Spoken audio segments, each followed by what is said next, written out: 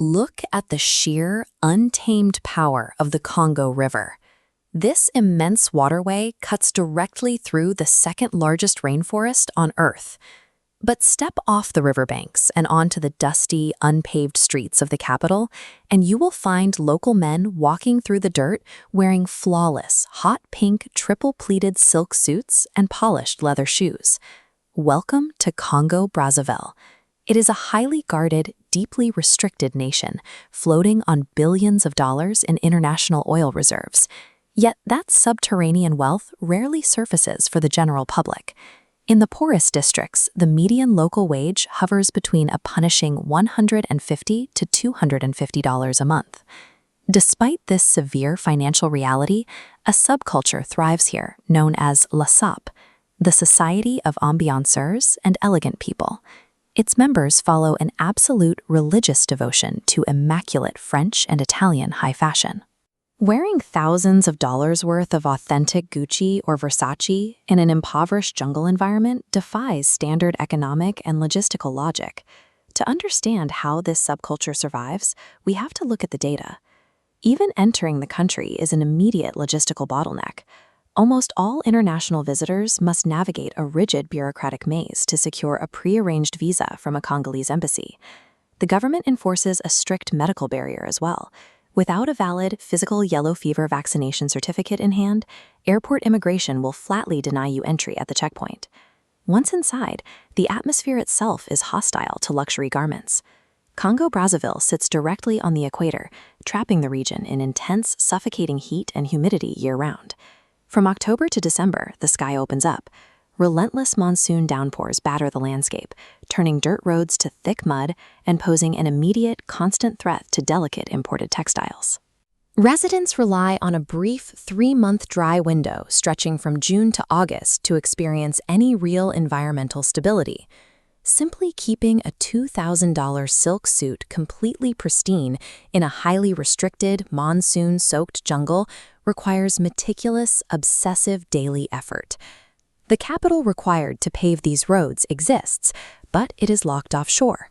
Crude oil extraction operates as the absolute primary engine driving the nation's massive wealth. Back on the mainland, timber exports and heavy river logistics serve as the secondary pillars keeping the national balance sheet afloat. These industries do not distribute wealth evenly.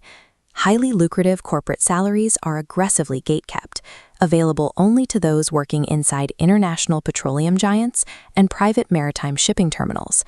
This creates an impenetrable expat bubble.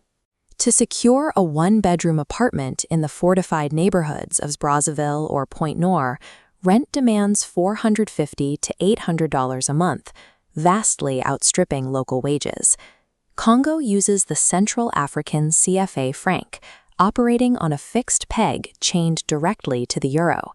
Because the exchange rate cannot fluctuate, the purchasing power is dragged down by European inflation, rendering imported garments artificially expensive for locals. The country operates on a mathematically severe two-tier system. Immense industrial wealth continuously flows out to international markets, while everyday citizens are systematically stranded by the exchange rate. Surviving on the ground requires strict financial discipline. A standard local meal, like a hearty bowl of the national dish saka, made from crushed cassava leaves, palm oil, and dried fish, costs around $6. But the Sapeurs operate on a different cultural frequency. They merge deep, historical African tribal resilience with the hyper-refined aesthetic mannerisms left behind by French colonial rule. To afford these authentic pieces, locals engage in extreme financial engineering. They save for years, barter existing assets, and pool tight community funds to buy a single designer blazer or a pair of Oxford shoes. These immense financial sacrifices serve a specific function. In an environment offering few avenues for upward mobility, dressing flawlessly acts as a calculated, radical assertion of personal dignity against a hostile economic baseline.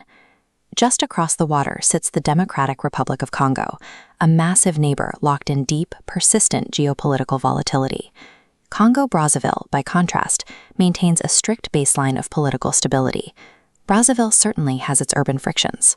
Pickpockets operate in the crowded markets, and nighttime taxi scams require situational awareness, but intense paranoia is largely unnecessary here.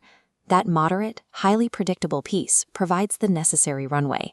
It is the exact condition that allows such a highly visible, extravagant outdoor subculture to walk the streets in total safety. While politicians and offshore corporations hoard the nation's natural capital, the Sapeurs take control of their own. Their immaculate elegance operates as a peaceful rebellion, a visible reclamation of respect when the math says they should have none.